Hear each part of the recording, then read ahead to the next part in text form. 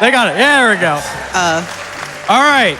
Start from 10. 10, 9, Okay. 8, It's fine. 7, 6, 5, 4, 3, 2, 1, go!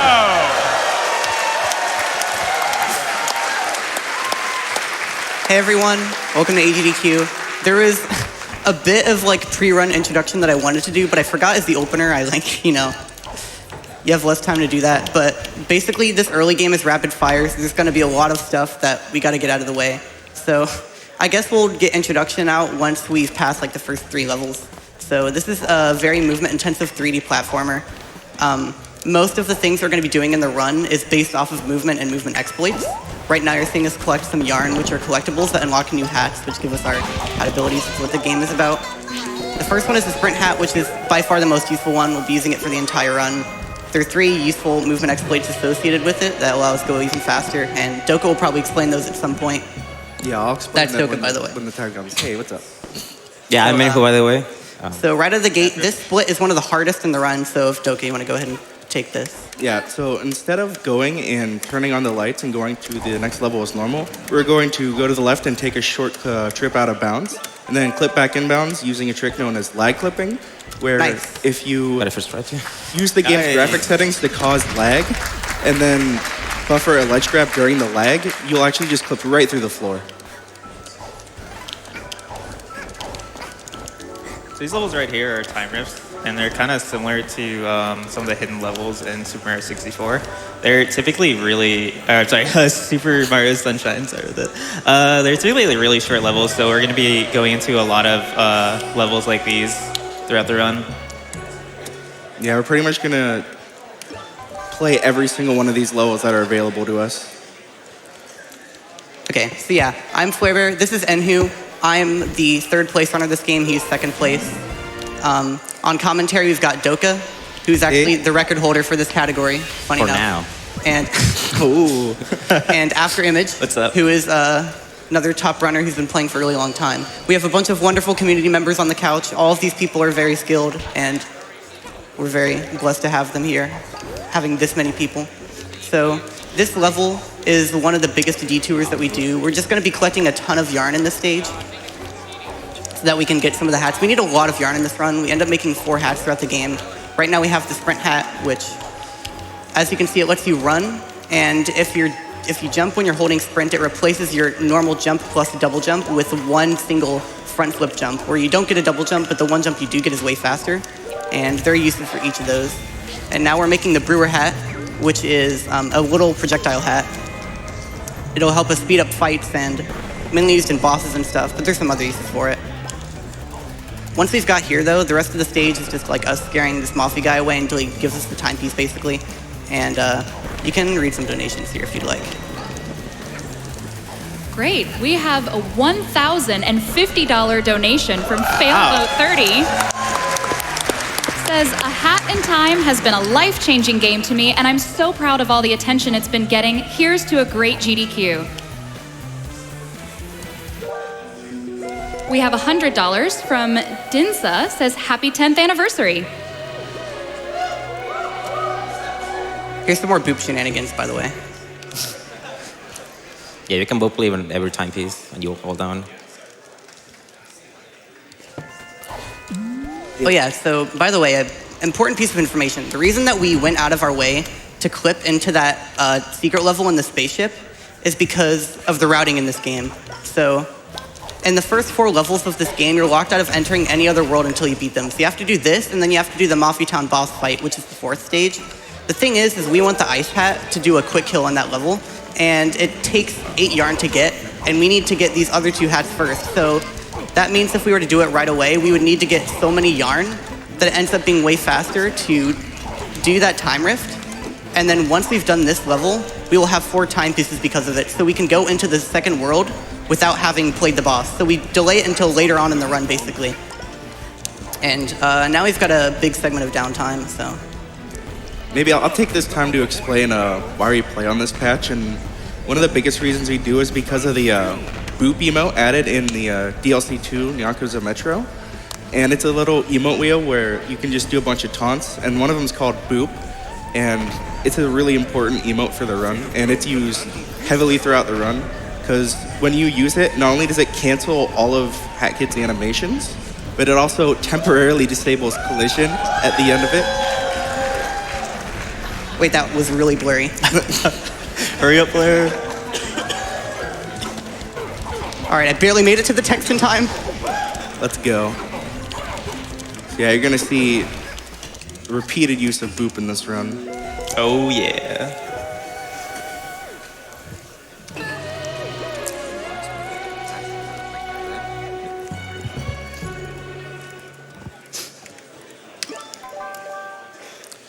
So now that Flare and Enhu are done with a barrel battle, they're going to be heading straight to Chapter 2, Battle of the Birds, which just has two birds battling over who can make the best movies. And we only do 2 levels from this world. The first of those being Dead Bird Studio.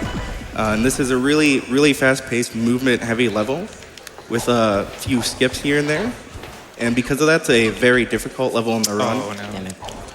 You can talk about SDJs and DSJs if you want to. How did I not make that? Yeah.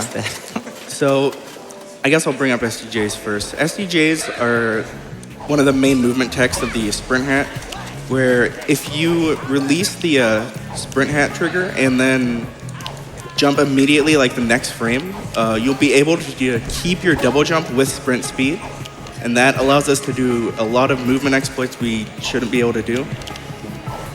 And DSJs are not similar, but it basically has it where if you double tap the sprint button right as you're about to leave the ledge, you will get 2 sprint jumps, and this just allows you to get more height out of your jumps.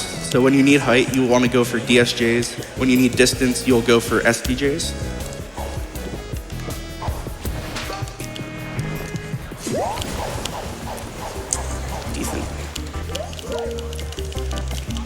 Yeah, we'll notice they did a skip. At the end of the level there, normally the game wants to have you go down and around this fence, but there is a really long and slow auto-scroller there, so they use the fence and wall to completely just jump over that and skip a whole section of the level.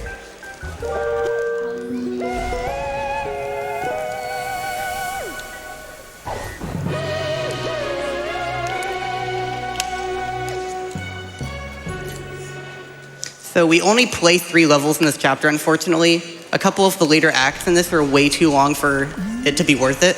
We do the first act, which is like the intro one, and then we play Picture Perfect, which is DJ Groove's first stage. We never actually go into any of the conductor movie levels, unfortunately. Yeah, we only play the good levels in this chapter. My opinion. Yeah, I can agree with that. I mean, it's also not that fun. Sewer Potion's pretty dumb. Shout out to Sword, by the way. Yeah, for finding this terrible strat at the end of the level. So there's a small time save we're going to do at the end. Basically, you can see these little cutscenes that we're in are ways for us to get extra points to gain popularity. And at the end, we're going to throw a potion at this dog that we need to knock down from a tower. Oh, that's bad. Which one? I let go of too early. All right, so neither of us got it, but I can do the backup, which... Oh no, second. dude. There's also a chance when you're doing the Star Potion that your brewer can lock onto a UFO, and the movements of the UFO are pure RNG.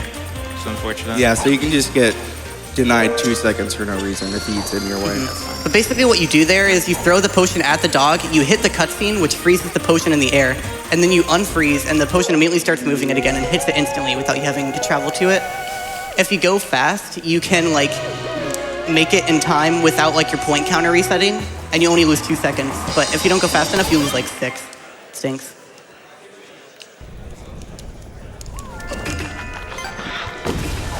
So this is a really big use of the DSJ right here. Yeah. Get up this wall. Use it to get enough height to completely skip having to go around that section right there.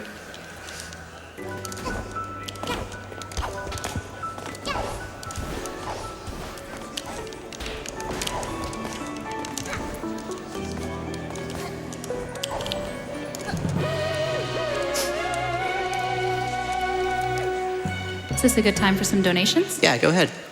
So we have $8.88 from Kaz57, who says, Kaz. I have to donate during the Kaz. race of my favorite game as a runner myself too. Enhu and flarebear wins 35. This run. Love you, Kaz. Shoot, I did the wrong taunt. So coming up is going to be one of the most infamous and biggest uses of boop in the run. So normally what's supposed to happen here in this section is that you're supposed to get caught in a bag, and then this character, Snatcher, he comes and makes you sign a contract, steals your soul. Well, we don't care about that. We're just going to boop out of the bag and completely ignore him. Yeah, so that cutscene is still going to play soon, but there's another one coming up that I can hit if I have really good movement, and if I make them overlap, then I'll skip having to watch the first one, which is significantly longer. So I just need to make sure I don't mess up here. I should be fine. Yeah, looks like you're good. Yeah, the cutscene trigger's right against this wall here. At any moment, if these runners accidentally dive, you wind up soft locking. You have to restart the level too. Yeah, it's very easy to soft lock or make a mistake and not be able to make it with the painting, and then you just get stuck in the cutscene and have to watch the entire thing. But luckily, both of our runners were able to make it. So right here, you notice I'm taking a little bit of damage. There's a death abuse at the end of this level. Basically, some of the stages here are kind of free roam in that you don't actually need to unlock the specific act to enter it. You can just find their location in the main world and it'll let you go there. So we don't actually need to return to the telescope every time. If we have some way of dying when we grab the timepiece, then we can just teleport back in and we'll still end up collecting it. So I brought up a cherry with me and I'm basically gonna set it next to the timepiece and have it knock me in while I'm dead.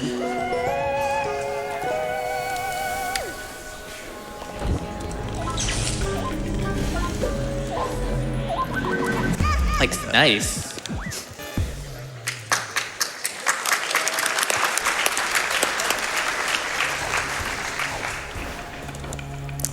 So after that, our runners are going to both immediately head to the subcon well level after they respawn. We do take the time to do these blue paintings here because a lot of the other levels we do in this level that are fast, we need the blue firewall to be down, and burning those paintings there just removes it for us.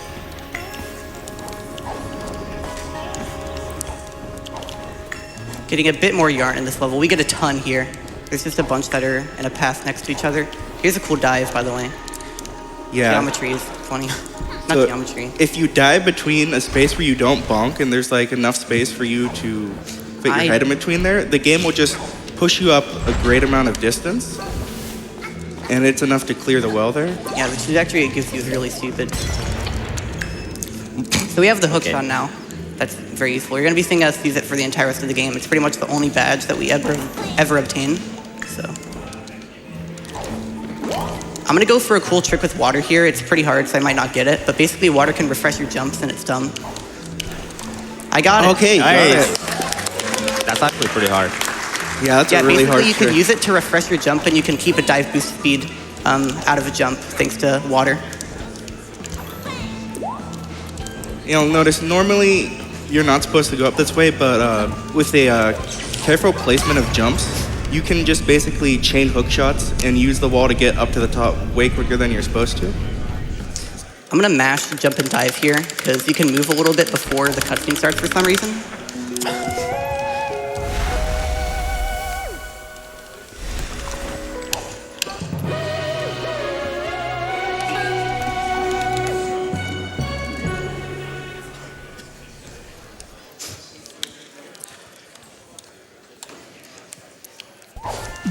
This level coming up next is pretty interesting.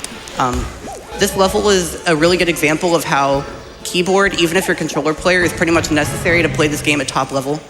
So this is mail delivery service, and what you have to do in it is deliver 10 mail packages to different minions around the forest. And scrolling your cursor on a controller is obviously going to be way more difficult to do than aiming on it with the mouse. also So pretty much inverted. everyone learns the level on this controller.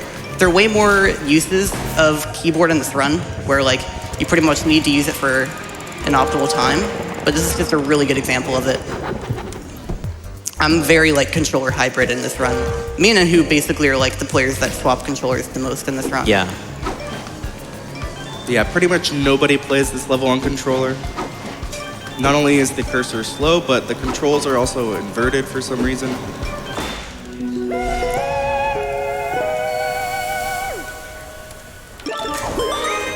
Whoops, I missed my dive. Okay, I made it to the timepiece somehow. Yeah, so right there at the end, there's a small trick that involves storing the menu. So when the timepiece spawns, a short time after, the game will open up the menu to show you that the contract has been completed. But if you do a double pause right before that happens, you can store the menu up and then use the back to hub function to just completely skip half of the timepiece animation. Cool little slide there, by the way. Time for a quick donation. Yeah, go ahead. The movement in this level is pretty intense, but it doesn't take much explanation. Okay. We have $25 from Spar97. Says shout out to Flare, Enhu, and all the other brothers and boot troopers at GDQ. Good luck, you guys. Thank you, Spar. It's far.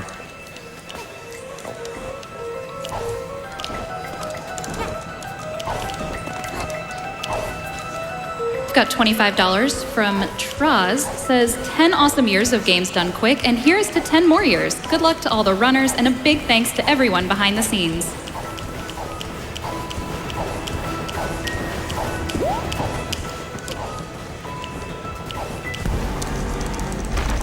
So this level is a pretty notorious speedrun stage. We're already almost done with this level, even though we only just now entered the manor, which is where it's actually located.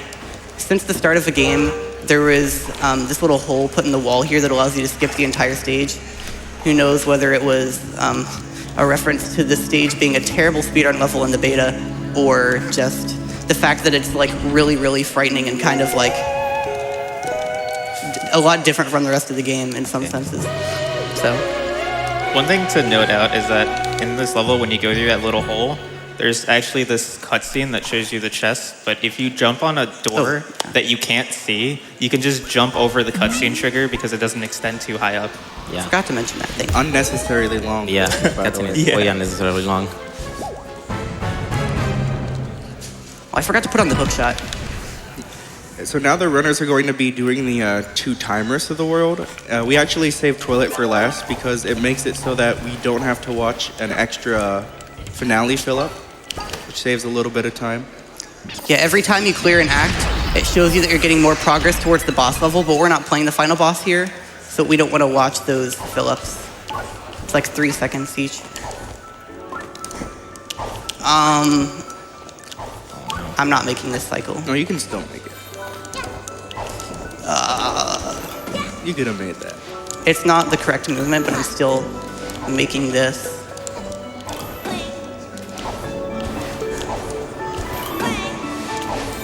It's okay, I got away with only a few seconds lost.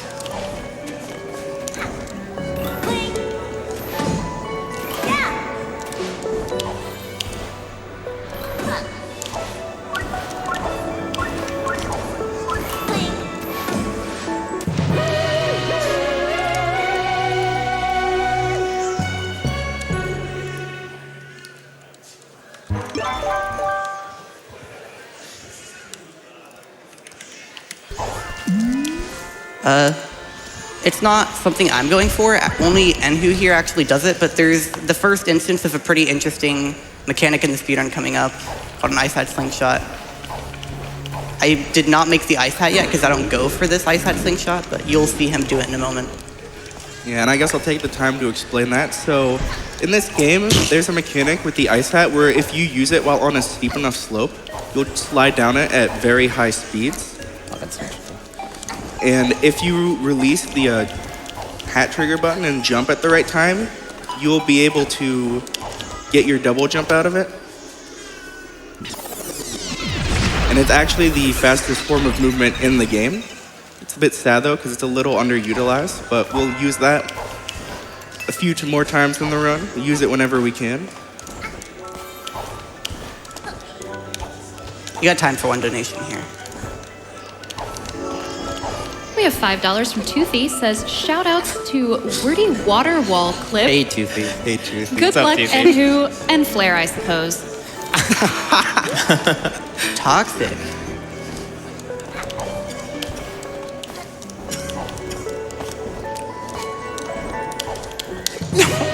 I wouldn't go for that. That's fine. And so at the end of this rift here, there is a little trick where if you get on top of the bell, you can completely skip having to go around the dweller pass there and just jump straight to the timepiece with well-placed or well-timed jumps. Yeah, it's a really hard jump at the very end of the bell, but I wanted to go for it just to show it, but sadly I failed it. So this is a pretty interesting level. This is the last thing we're going to be doing in Subcon Forest. This isn't the final boss, but this is one of the bosses that's in this world called the Toilet of Doom. So this was a fan favorite level at the last SGDQ run. You're going to be noticing it's quite different. So before we did a lag strat, kind of similar to what we did at the start of the run, to send this guy through the floor, which no longer works. Which, funny enough, we have another way of quick killing this guy that we discovered long before the lag strat that we now actually have to like pull back out because I forgot to make him face the other way. Because the first one no longer works. So we're gonna still be sending him through the floor. Like, we're always gonna find ways to send the boss to the floor, don't worry.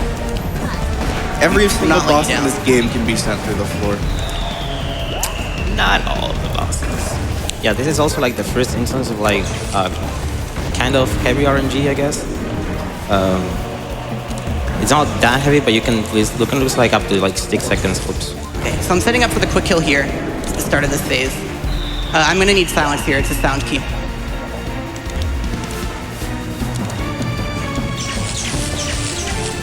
Should work. Nice.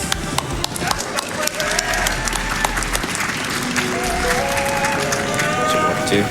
Okay. Nice. Both runners got it.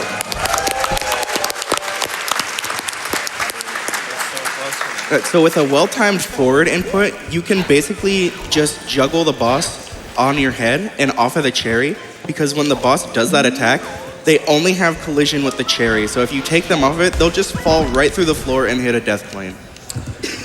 Okay, so this is one of the hardest levels in the entire run. And like I said earlier, in this route, we postpone it to like 20 minutes into the run, which can make this route pretty scary. Because like I said, this is like the first boss in the game. This is supposed to be done before you go to any other world. There's a lot of difficult stuff in it. We've got Bucket Skip coming up in a moment. If Doka wants to explain that. And then we've got the boss fight with the quick kill immediately after. Yeah, so coming up, normally the game expects you to go up on the ceiling and grab a bucket and put it on this button in order to get the key. But because lag is the most powerful thing in this game, we can just dive boost on the button while the gate is open and then cause lag. And then when the game is done lagging, you're on the other side of the gate. So it sees that you're on the other side and keeps the gate open as a way to make it so that you're not stuck behind the gate and effectively soft lock. Oh yeah, here's Fight Skip, by the way. This is a, Oh my God, a I'm little failing this really platforming hard. trick that you can do to skip a fight. That's not gonna work. Normally Wow, okay. there's a little cutscene here that zooms into the Mafia boss for like 5 seconds and then a fight that you're supposed to take with 2 Mafia. But climbing up between a pillar and the rim of the door, you can just completely jump over it. Yeah, that trick is not easy to pull off. It's actually really precise. RNG That's time, how by you the need way. to get. Yeah. So meet Mafia boss, everyone's favorite boss in the game. Second favorite boss, behind Mustache Girl. There is a lot of RNG to this guy. Depending on how many yells and sandbags you get, you can lose up to 15 seconds from him. Yeah, basically he has 2 interactions in this fight that he has a random chance of doing, and those 2 interactions both stall the fight, so you don't want him to do them. Making the ice hat here, because this is where you need it for the quick kill. Basically at the start of the 3rd phase, I'm going to get myself stuck inside of him while he tries to start up an attack, and the collision of the brewer potion in my hand is going to send him off course and knock him through the floor. And I need the ice hat to lock myself in place so that I can actually be standing on top of him. So I'm be setting up for it now. I also need silence for this.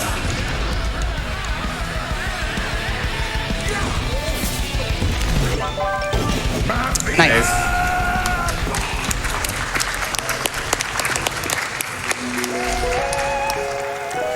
So yeah, much like the toilet, the Mafia boss also only has collision during the Mafia ball attack when he's only on the actual ball. So if we found a way to send him off, we can just push him through the floor and into a death plane.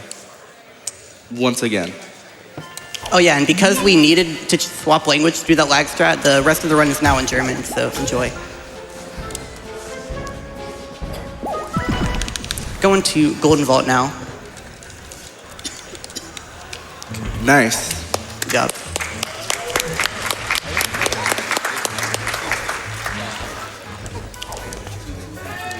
This level has some cool strats in it. It's way different from what it was before. The most major thing to note is that now that it's later in the run compared to like 6 minutes in like before, we have the ice hat, which allows us to maneuver around way faster due to these like ice hat platforms that launch you around the island. Like this one right here makes like backtracking way, way, way better. And it's also worth noting that the trick that was used at the last showing of this game at SGDQ, the ticket duplication, is patched, so we actually have had to reroute this level in order to get all 4 of the tickets normally. Which ends up being not that terrible as much as you think, thanks to Ice Hat. Got another cool Ice Hat slingshot in there, by the way. Yeah, another use of the mechanic.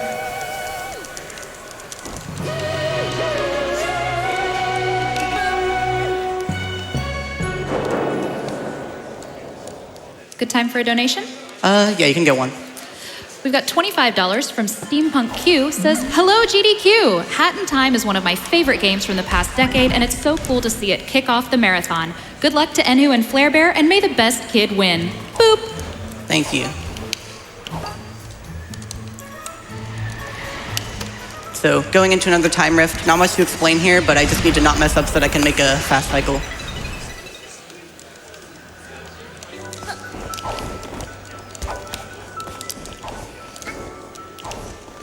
Nice. Can probably read one more. Got $30 from A Plushie in Time. Says, I'm a Hat Kid plushie, and I love the A Hat in Time speedrun. Me too. That's good sewers.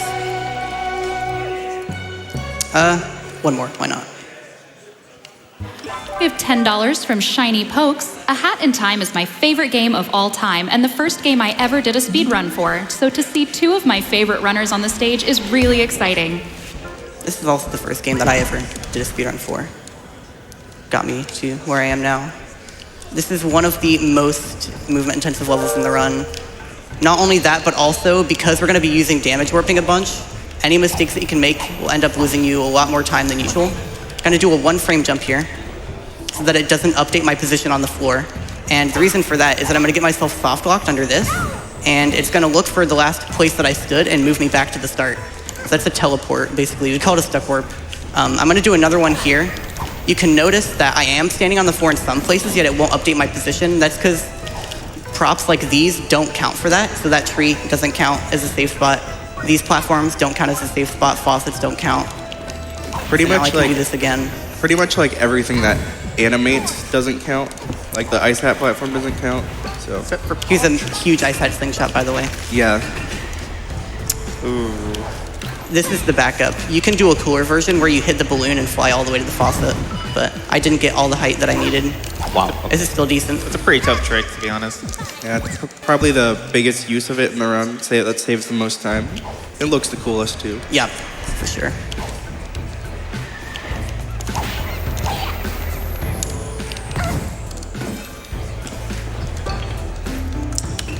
Actually made it in time to do the boop strat on the cannon. Yeah, so at the end of the level here, if you can make it in time before the last faucet's done spinning on top of the cannon, you can boop during the cutscene, and then when it's over, you'll fall on the cannon in a weird glitch state, and it just lets you get out of the cannon animation earlier and save a few, like a second or so. It lets you ledge grab onto the air. You can just dive out of it. Yeah.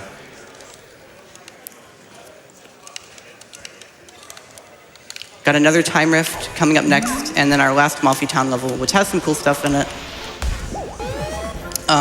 There's a pretty difficult fast cycle here that I need to not really make any mistakes to make, but other than that, you can read a few donations here.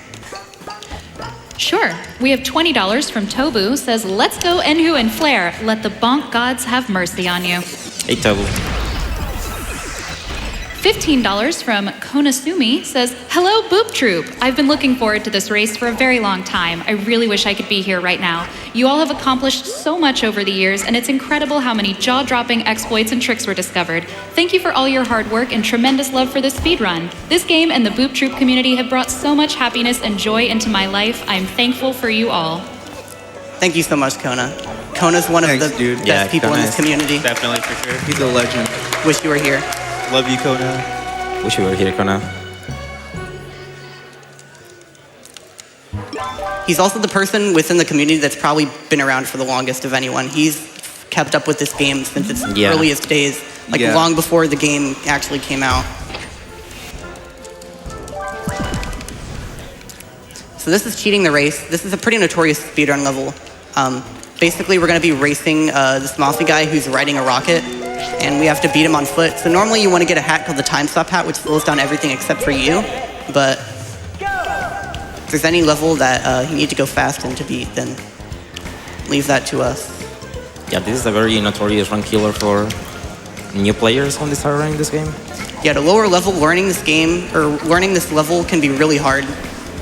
PB attempts, trying to get better times, and just be like, oh look, I beat CTR first try, save 5 minutes.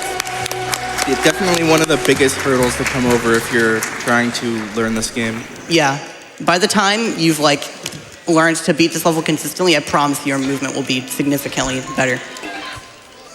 It's a very good practice level. Okay, so we're going into the final world of the run, well, before finale, I guess. Yeah, probably the biggest any percent route changer in the past absolutely. year. So this was actually an expansion that was added to the game not long ago. This is the second expansion of the game, and this one is really cool. I love the world in general, but also the fact that it's very useful in any percent. So this world is pretty much free roam, kind of like, well, in the sense that whenever you complete a level, it puts you back in the world and allows you to do more rather than putting you in the spaceship. Sorry, I needed to focus on a boop strat there. Nice. A little out of bounds time save here. Oh yeah, this world is, besides being like one of the best things that happened to this game, it's also extremely broken. Oh yeah. You guys are gonna see on the first 2 levels. Just on its own, these timepieces are already the fastest in the game, but in addition to that, we have crazy strats for so many of them. Yeah, every single one of these timepieces are under a minute. Yeah, most of them are like 30 seconds. So this one that we're doing right after the second timepiece is going to be probably the craziest of them all. So there's a lot of out-of-bounds movement here. So in this world, there are like sort of secret areas where you use the ice hat on a manhole and it'll take you to like a little underground area in the metro. Wow. And all of those areas are located out of bounds within one huge box that just holds all of them. And we can easily maneuver to it out of bounds and just boop clip through the wall to make it there. I need to not fall down. Thank you. Falling down here would be pretty devastating. Yeah, it's huge time loss if you fail the boop and miss it and then fall. But in addition to that level being so close, its spawn point is really useful. We're going to return to hub here, and for the next 2 timepieces, we're going to use the spawn point for that level that we just completed to go to our next timepieces. Oh. Oops. I didn't jump. Okay.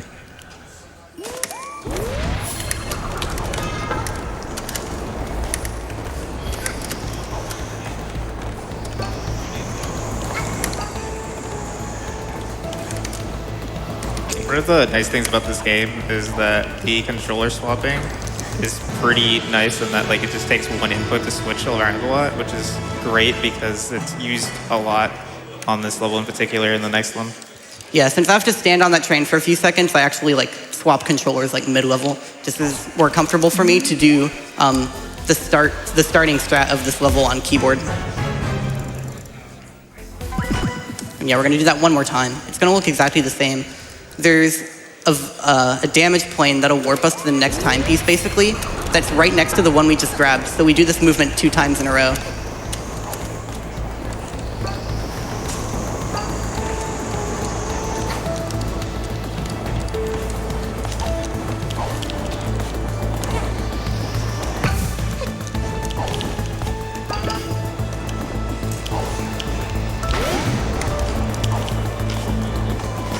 I'm getting a bad cycle. I tried to react. I saw that it was bad, but still fell off. Sometimes it can be hard to react to that cycle there if you do the faster strat. So this is the last timepiece. This also is pretty short. There's another use of a death plane here where we use the cat Roomba to get on a roof and then just run off it because there's a death plane if you're high enough. But if you run off, it'll just put you basically at the end of the level. I camera snapped by accident. I cannot see where I'm going. Yeah, he's gonna hit it, the death plane right here, and it basically puts you at the end right here. And get a big boost from that guy there. Yeah, dive boosting into that guy gives you a lot of speed.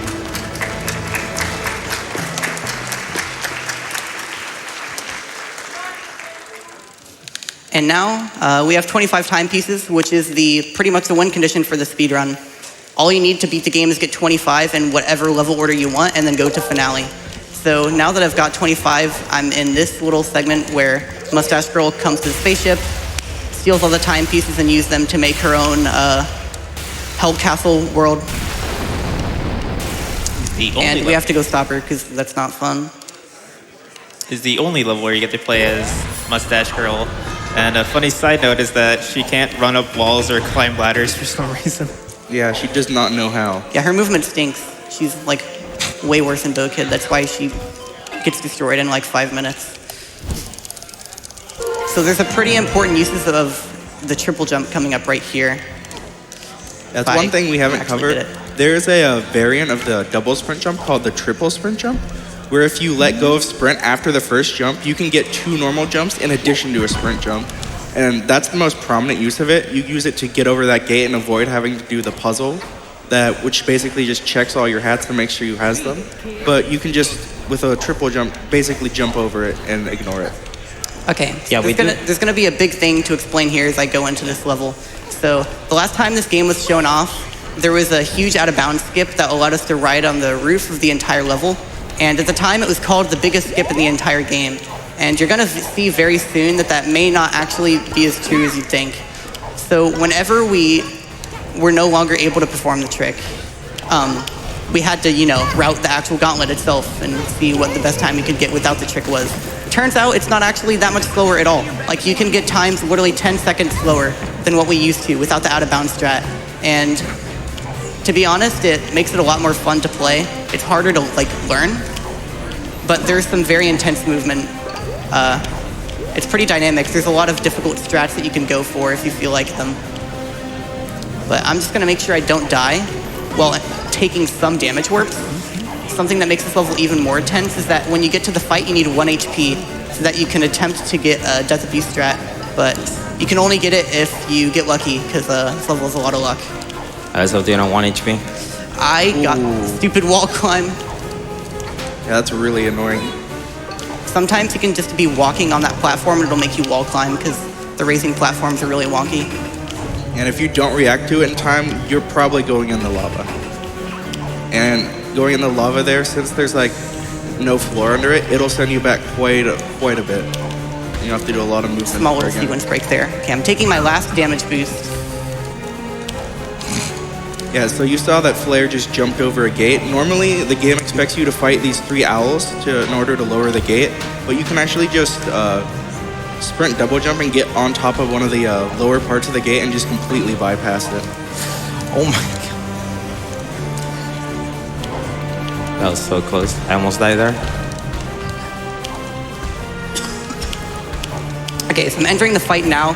Basically, I need to get 1 of 2 attacks on the last hit of this attack pattern, and I can do a Death Abuse. If I don't get it, then I just miss the strat, and there's nothing I can do. So let's just hope I get the RNG. If not, I'll be very excited.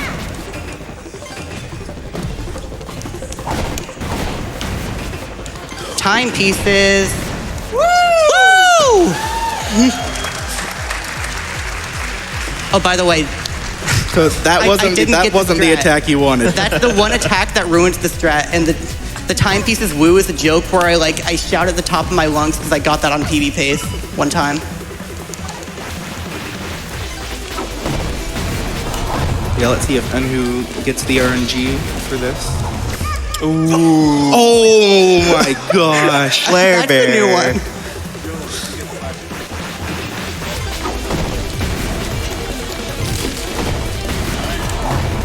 Oh, He got Thank it. you. Oh my gosh. That was really That's a very clutch. difficult trick. And basically that skips that whole section that you saw Flare do where they're like you get sent into a void and there's just a bunch of timepieces falling around you. If you die, it just basically updates your checkpoint so you just don't have to watch that at all.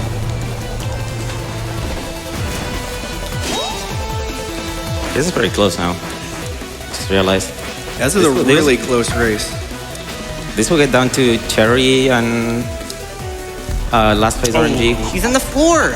So, Oh my gosh.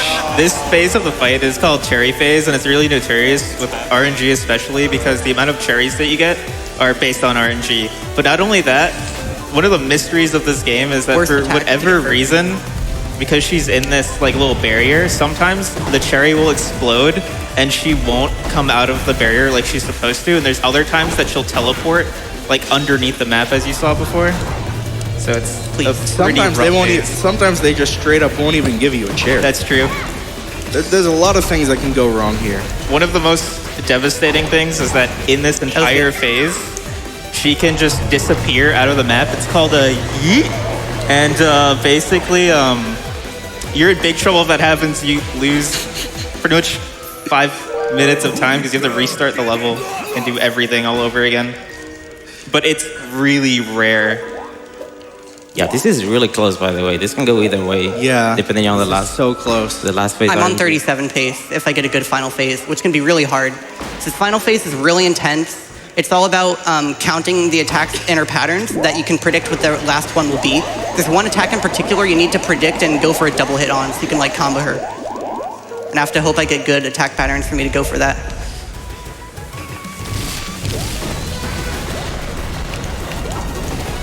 All right, got the first one.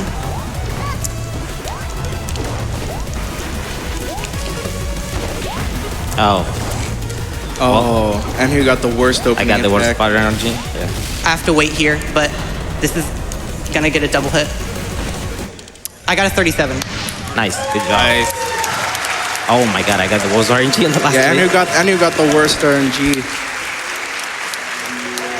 This is insane. Yeah, I got the worst RNG in the last phase. Nice. Wow. Wow, that was really close.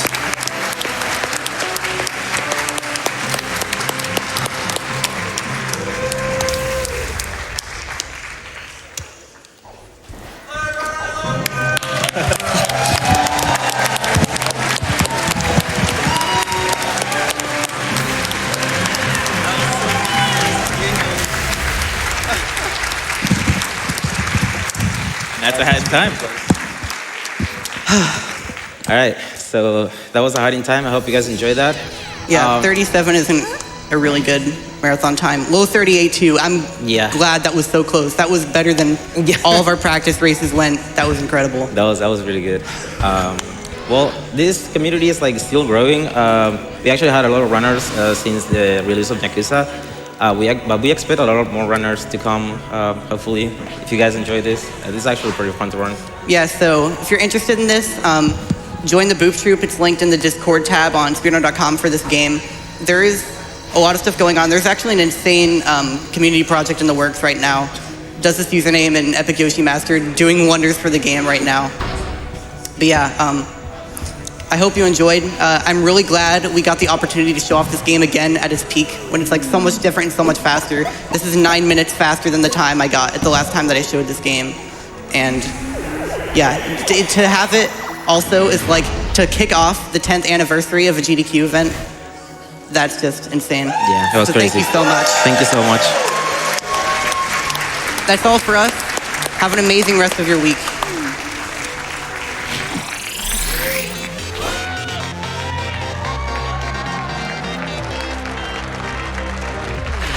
We have $500 from Zorby. Says, hello, Zorby here. Greetings from Switzerland. A Hat in Time is one of my favorite 3D platformers. Off to 10 more years of GDQ.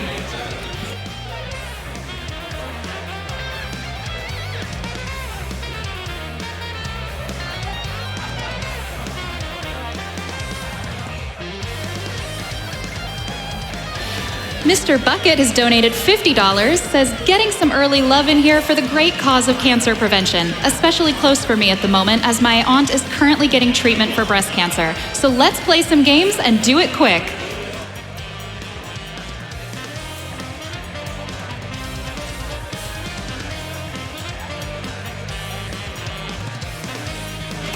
All right, we're gonna go on a quick break and show you a video from one of our sponsors.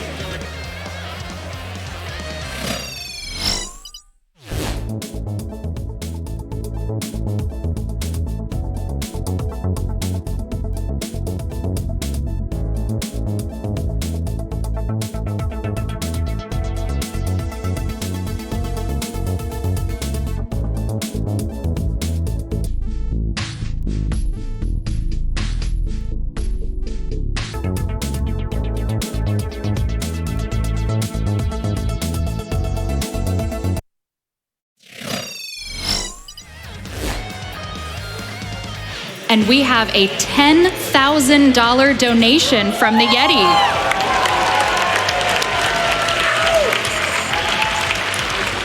$10,000 says, hey all, Yeti here. We're so excited to be here at AGDQ 2020. Here's $10,000 to celebrate 10 years of speedrunning excellence. Congratulations, Games Done Quick. Let's go!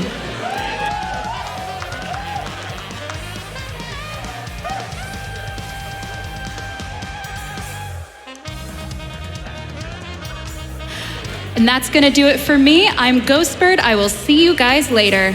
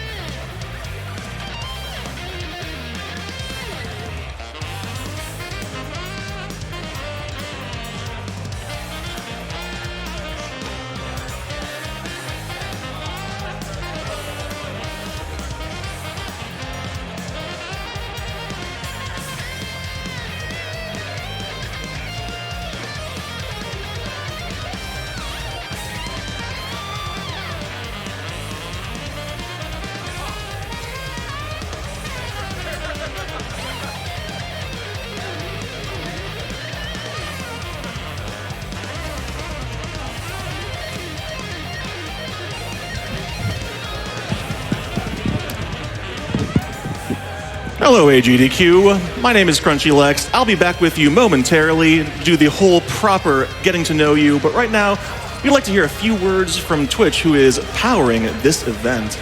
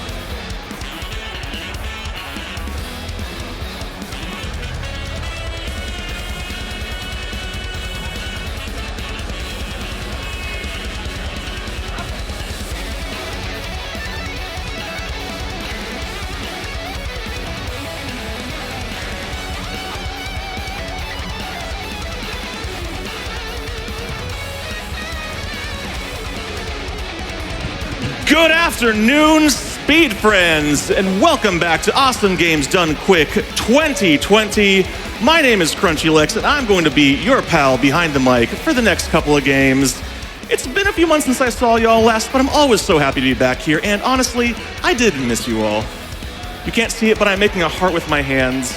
I'm so happy to be back. Now, we've got quite the day one schedule lined up for all y'all. Hope you've all been keeping your eyes on that. While we're getting the next one set up, I think it's a pretty good time to hear from all you and see what we got in terms of donations here.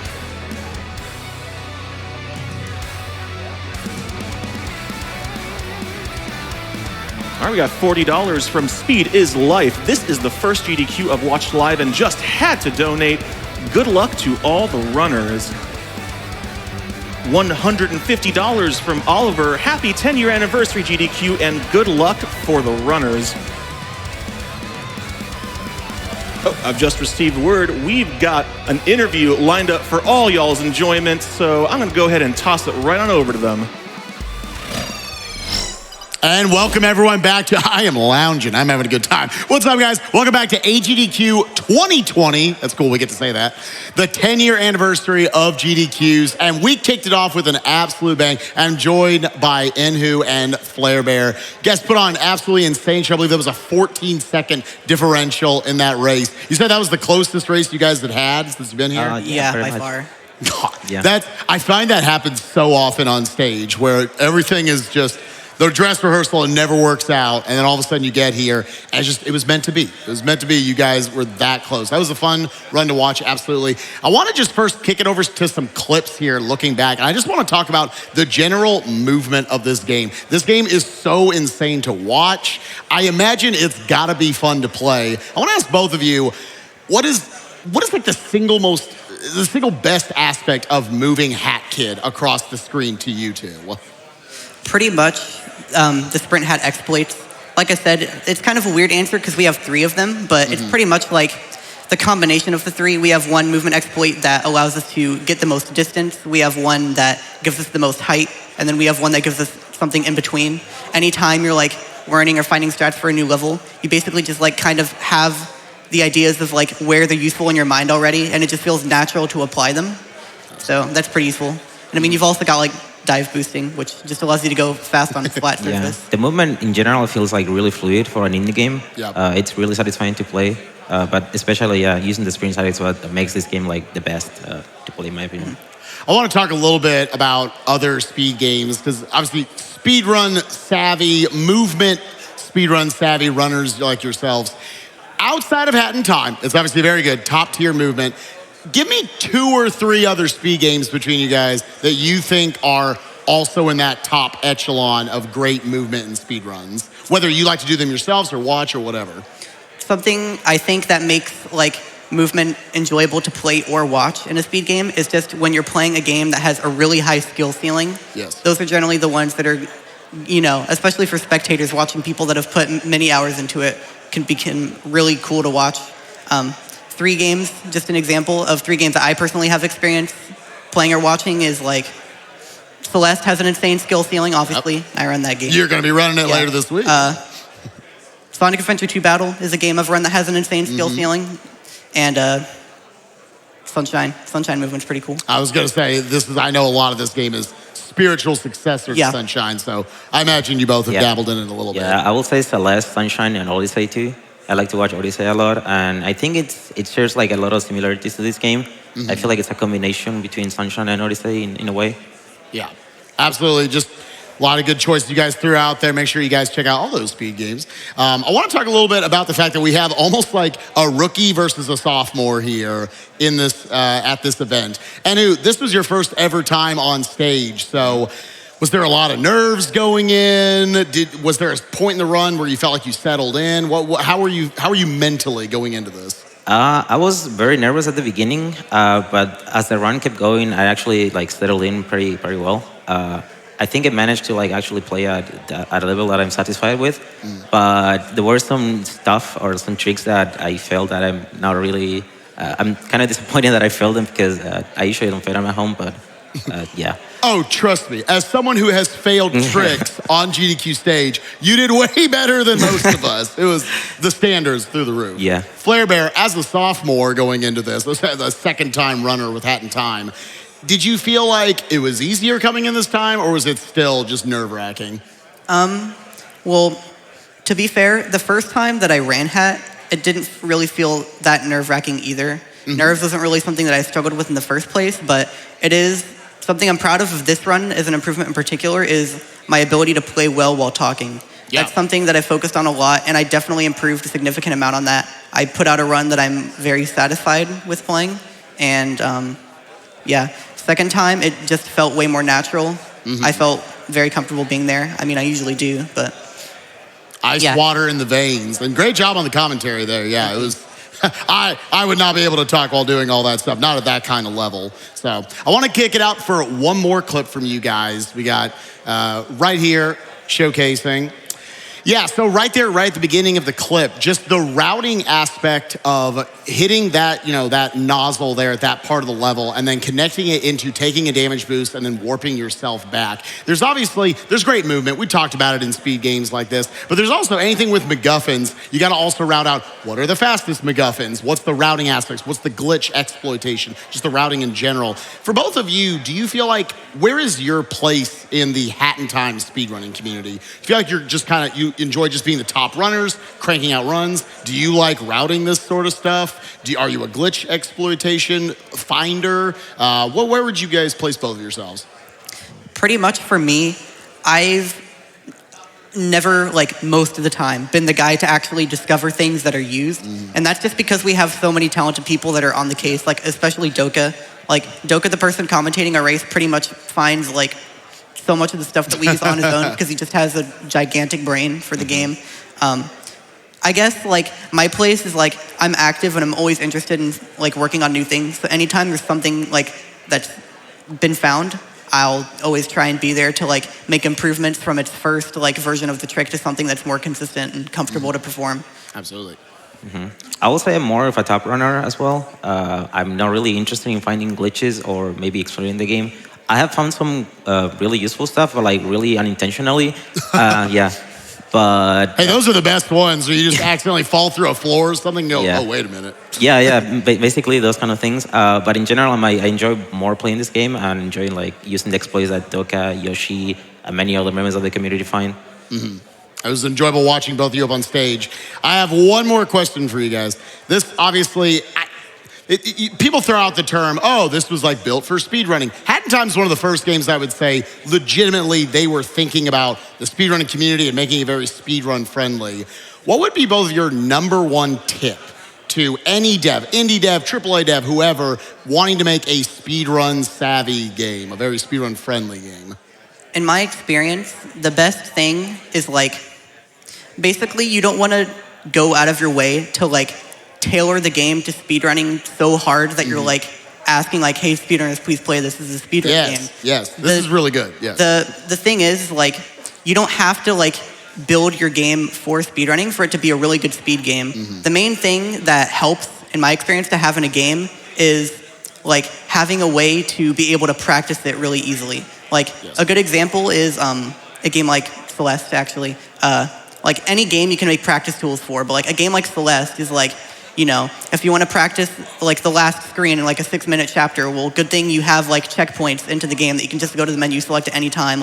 It's pretty easy to navigate where you want to go, figure out what you want to do. Yeah, just having a game that's friendly to practice, I guess. Yes. Yeah. 1,000,000,000% agree on that, by the way. Yes.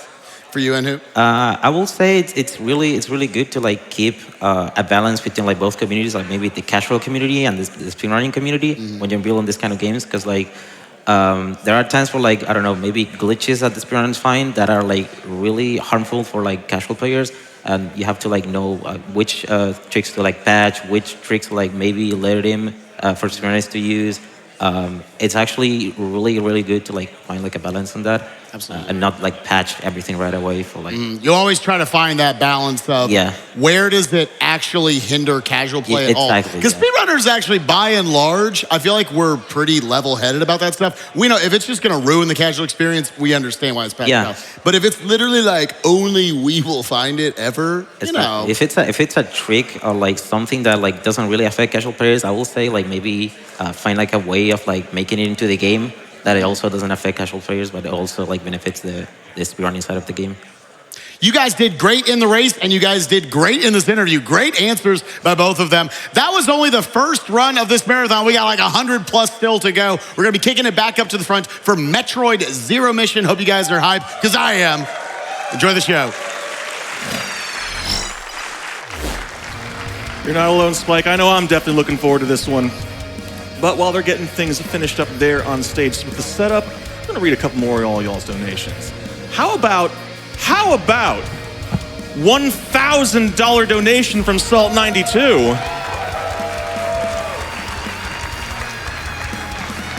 who says, because you guys do absolutely fantastic work, thank you for that, seriously. Let's have a week-long blast together. Oh, I'm certainly planning on having a week-long blast. And so the only thing that seems here it's fantastic is your generosity and everybody's generosity, because we would not be able to do this without all of you. We have a great time, but you all just make it all the sweeter. Thank you for that.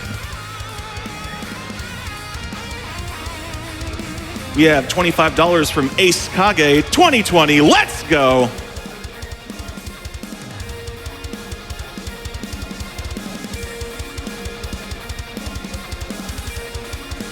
You have $250 from Ursagal152. Big hype for the first GDQ of the decade. There you go. I know you all haven't forgotten how to do that.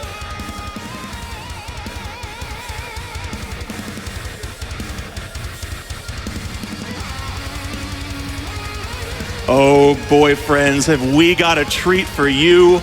We have traveled to the opposite side of the world. We have brought back the Thunder from Down Under. His name is JRP, and this is Metroid Zero Mission. Take it away. Are we ready? All right. I'm ready. Are you ready? Yep. Perfect. 3, 2, 1, go. Nice. All right. Nice. Welcome.